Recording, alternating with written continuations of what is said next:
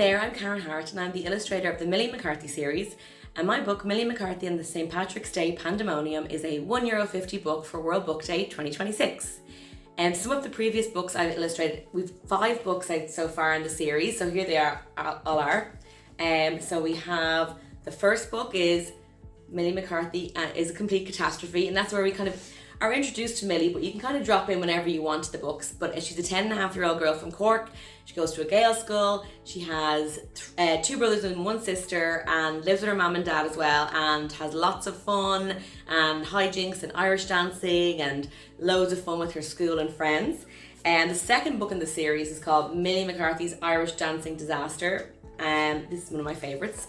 Milly McCarthy and the Sports Day Shambles, another great one, and I love Milly McCarthy's Christmas Calamity with this glittery cover. And then this one is the most recent one, Milly McCarthy's Wild Atlantic Antics.